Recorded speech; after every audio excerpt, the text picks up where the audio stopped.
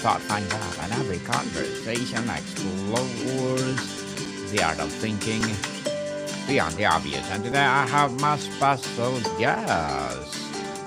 She is a human behavior expert as well as a mental health specialist, none other than Miss Kareen Aristide. Yes, thank you for having me, Daniel. Welcome, Miss Kareen on Abstract Essay. And can you please introduce more about yourself that I miss? Yes, so I'm a mom of five adult children, aged 25 to 19. I've been married 27 years with my soulmate, and we have been entrepreneurs for the past 20 years or so, and loving working with people, getting them to truly understand the value of life. We love life, we love working with people, and I love the whole aspect of human behavior and very much so the aspect of mental health as well. Having been through my own experiences and been able to help people normalize the conversation. So it's been amazing to also see our children become entrepreneurs and really following their path and loving, um, just being who they're called to be in the world. Mm, definitely. And thank you so much for sharing your knowledge and wisdom to the world, Miss Kareen. You're so welcome. Thank you. So today let's talk about from passion to profit, empowering entrepreneurs to thrive. Yes. Oh, let's empower entrepreneurs out there. So passion versus obsession. Entrepreneurs often talk about passion, but it can look like obsession. In your experience, what is a defining line between a healthy passion that fuels you and consuming obsession that burns you out? How do you know which one is you're dealing with? Yes, absolutely. Very good question. So, definitely the passion is needed as a fuel.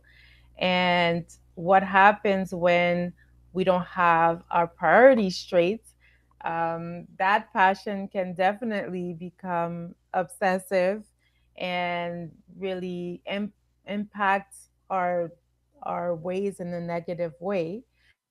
And I've definitely lived that. As I've previously shared, I remember back in 2008 building a business that I was very passionate about, and things were really moving forward and growing. And in that passion, I basically overdid it and turned that into more of an obsession, definitely. And this one fateful weekend where I basically almost didn't sleep and worked so much that, to make a long story short, I ended up crashing into an apartment building, almost lost my life.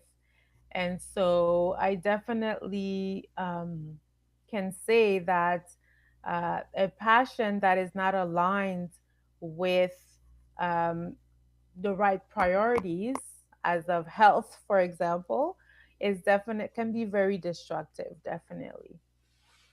Very destructive. So, Miss Corrine, let's talk about the problem passion. Many successful businesses are both not from a love or a thing, but from a deep frustration with the problem. Can you describe a time with your passion was actually persistent irritation with how things were and how that become your driving force? Yes. So definitely. For example, that transition that I made from being an employee to an entrepreneur really was definitely based on a frustration in that my family and I were moving from Ottawa to Toronto, for those of you who are Canadian. So anyway, we were moving from one city to another, and I loved my career. I was an employment consultant, and really Toronto is the place for that. There's no way an employment consultant can't find work in Toronto, but that was my case. So I couldn't find a job, and I really do believe it's because I was pregnant. So I was pregnant with my second child, and I was along enough that I couldn't really hide the fact that I was going to be giving birth very soon. And I believe that I definitely got discriminated against because of that. And Mm-hmm. so it was really tough because I didn't really want to be a stay at home mom. To me, it just didn't gel, with that professional self. And so I reluctantly became a stay at home mom. But that's how I discovered the world of entrepreneurship and mompreneurs. And I was like, oh, Yes. this is me. And so that's how I created my first company was called Mom Powered. And the idea behind Mom Powered was to help women have their kids and business too. So, yeah. Mom powered. Yes, we love that, Miss Green. So let's talk about the skillful passion. Some passion are purely joy. Others are skills you're good at but don't love. The sweetest spot is where skill, demand, and joy intersect. How did you or how should someone navigate to find that variable intersection? I love that. Yeah. One thing that I found that's important is being able to discern if this skill is actually something that um, comes from a place of joy itself, right? So just because you're capable of doing something doesn't mean that you enjoy doing it. So I think that's the first step is to make sure that you enjoy that skill, right? Yes, And enjoy then the skill. to make sure that this actually is in demand, right? So the best way to actually succeed is to make sure that you're serving your clientele, right? That you're actually bringing something that matters to them, right? And so Mm-hmm. if there's a match between the you enjoying doing something, you being really good at doing it, and people really needing it, then this is it. This is it. This is the perfect world. Yes, the perfect world indeed. Definitely. So, Miss Kareen, the evolving passion. The passion you start with is rarely the passion that sustains us a 10-year business. How Hmm. has your core why evolved the mature or matured as your business has grown? And how do you avoid feeling like you were selling out along the way? Yes, that's a good question. I think that in one of my businesses, which is still going on now, and it started in 2018. So I'm not in the 10-year yet, but Mm-hmm. when I first started this business, which is called She Did It. And so the idea behind She Did It was to help women basically grow in their entrepreneurial dreams and seeing that others have done it, and so that they have the inspiration and the motivation to do it as well. And so in with the coaching and training, there was also events. It was also an event based type of business, and we just enjoy being able to come together. And we had speakers, and um, some of the entrepreneurs had booths, and it was just a really wonderful way to grow, whether you were a seasoned entrepreneur or just starting out. But then COVID hit. And so that removed the whole event piece. That was really a big part of it. And there was a need that showed up where a lot of women didn't know how to pivot. They had no idea how to transform their businesses so that they could continue, um, because of the lack of tech skills, really. And so I had to kind of shift in offering help in that sense. So we basically, to make a long story short, we grew a whole VA business to help some of our members to do that pivot. But I quickly realized that that was not the original intent of this business, you know. And so I had to really just remove that aspect so that I could definitely get back to that original passion, which was really empowering women. And the whole aspect is the entrepreneur behind the business, right? Because there are so many resources to help with marketing, with sales, with all these things that are necessary to move a business forward. But if the entrepreneur behind the business is not thriving, then, we're not going anywhere. And Mm-hmm. so that piece was definitely something that I needed to go back to. And so now what we're focusing on is really the health piece of the entrepreneur. And so helping women really come back to a space where they are enjoying being whole and healthy in their body, and also losing weight at the same time. So that's a big thing. Losing And weight. yeah, losing weight. And a lot of women have done so many things to try to lose weight, and I was able to really find a really great program that I did myself. And I've modified that program to help other women along the journey, and they are loving it so far. Mm-hmm. So, and I've called it "She Heals It," and so it's been amazing. Wow, congratulations, Miss You're welcome. Kareen, for another achievement. Thank you, thank you, thank you. So the first monetizable silver. How do notice of your passion? A passion can be broad, right? Or Mm. broad. What is the first smallest or most concrete product or service you charge for? What was the right starting point, and what did you learn from putting that first price tag on your passion? Okay. Can you please repeat it? Because this is a long question with a lot of different parts. Yes, definitely. So a passion can be broad, right? So what is Yes. the first, smallest, and most concrete product or service you charge for?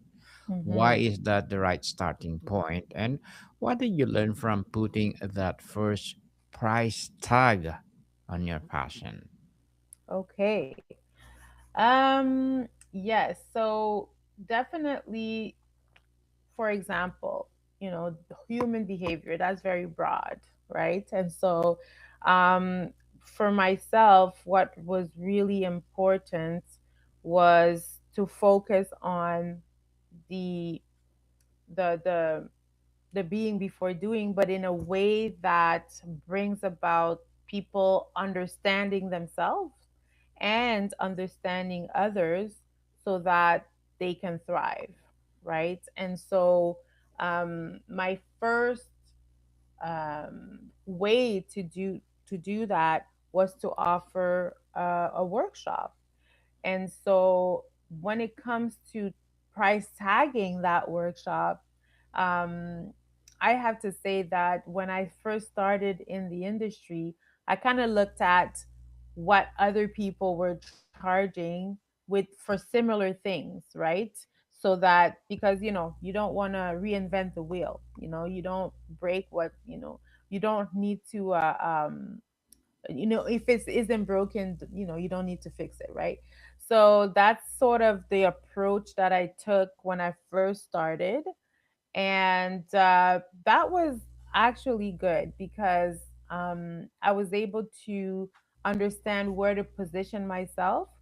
And then another thing that I did as well is that I did what is called focus groups.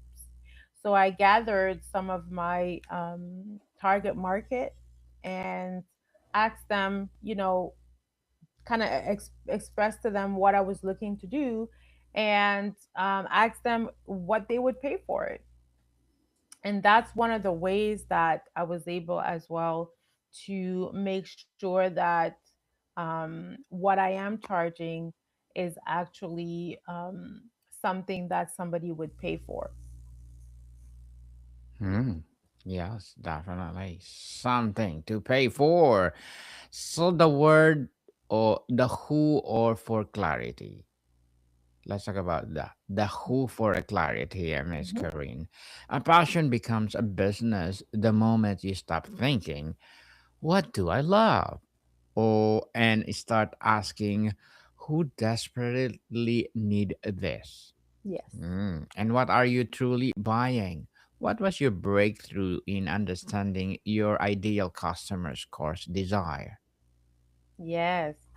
So I think one of the things, I mean, I've had so many different businesses. So I'm thinking about, um, for example, this business that I'm doing, the She Did It. I realized that a lot of the times women have a desire, but if they're not able to see um, the results of something, then they might not move. And so there was a need to actually ex- give them an experience to be able to see what would happen if they were to take action and to decide to move with this. And that made a really big difference, to go from spectator to actually actor in your own um, progress, right? Yeah. And so, especially in the coaching world, it's really important to for people to experience before they actually buy. You know what I mean? And Mm-hmm. so having um, sessions where people were able to kind of experience the magic of working with me, was a great foundation to have customers for life.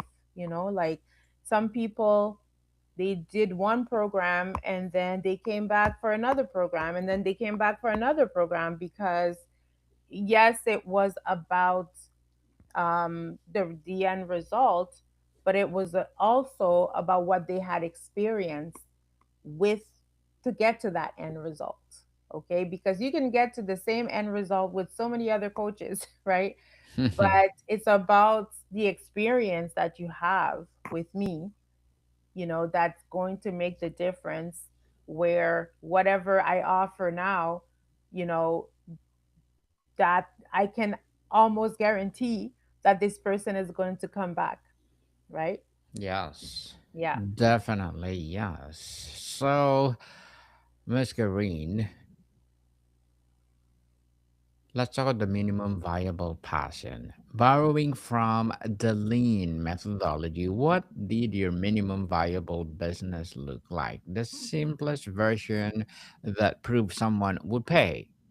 How did you intentionally not do at the start to avoid drowning in your own passion project?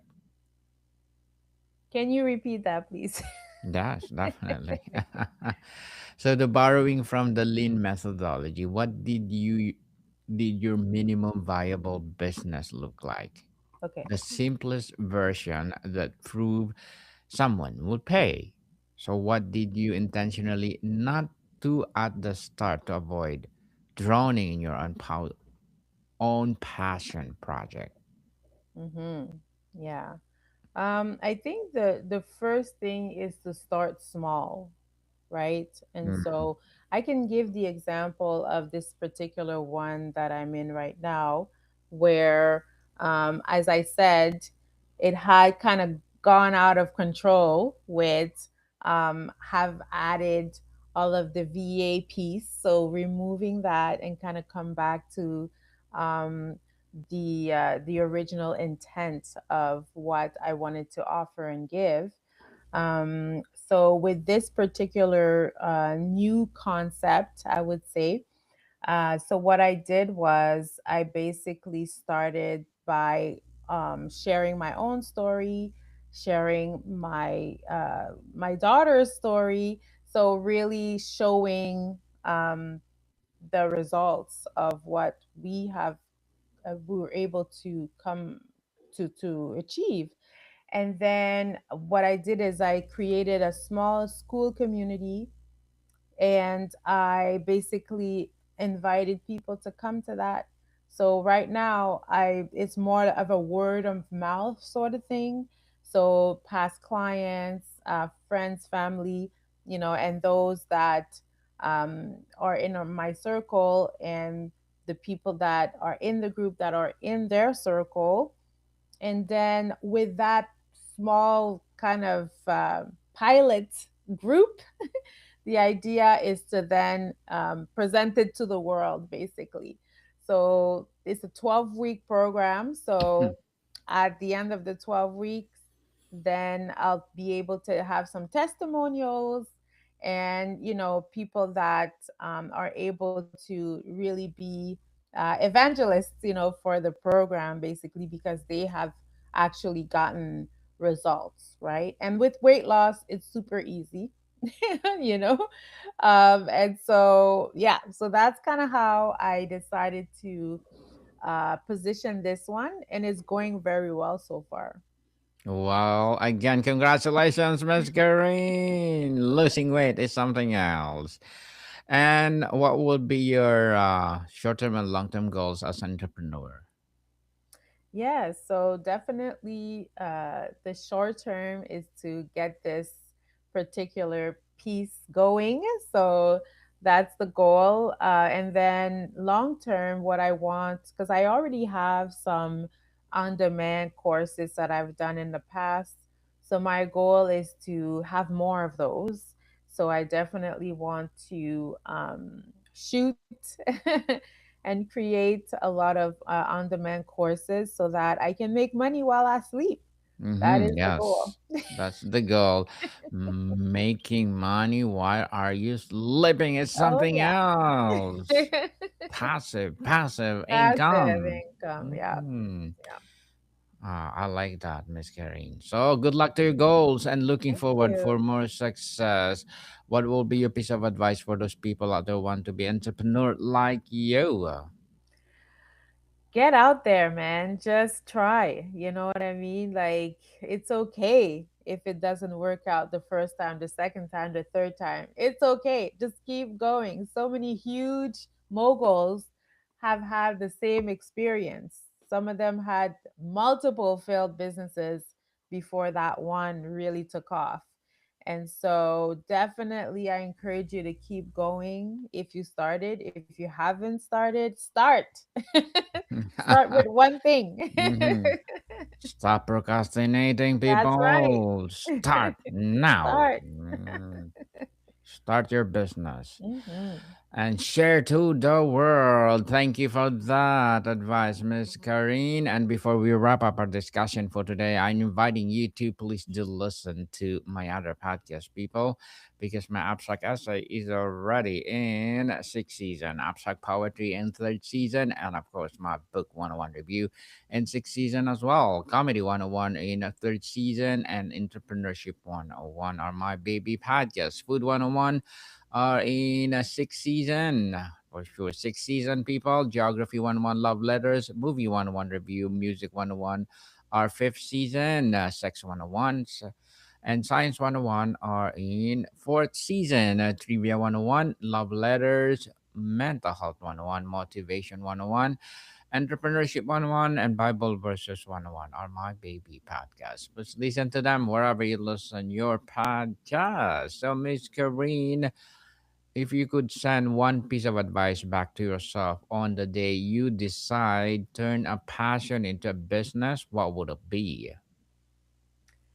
Wow, if I could go back, I would definitely say to not procrastinate, Yes. not procrastinate, and really do it. Do whatever it is that you have in your heart to do, and don't wait until everything is perfect or until you lose a job. Start small, definitely, even while you're working. And eventually, even if it stays as a side project, it gives you joy. So definitely do it. Mhm. Start now, people. Now and stop procrastinating. Well, Miss Kareen, thank you so much for sharing your knowledge and wisdom to the world. So, can you please invite our listeners to support your business, your advocacy, or whatever project that you're doing right now? Yes, so please do Google Dare to Rise with Kareen Aristide, and you will find lots of resources, including my YouTube and Substack and LinkedIn. I have an awesome newsletter that is being built, and would love to have you as a subscriber, almost 900 strong. So, yeah, so definitely looking forward to continuing the journey with you. Yes, people, let's support Miss Kareen Aristide because if you support her, for sure, more and more empowering business will rise. So, Miss Kareen, thank you so much for your time. Thank you so much, Daniel, for everything you do. Likewise. More to come, people. See you soon.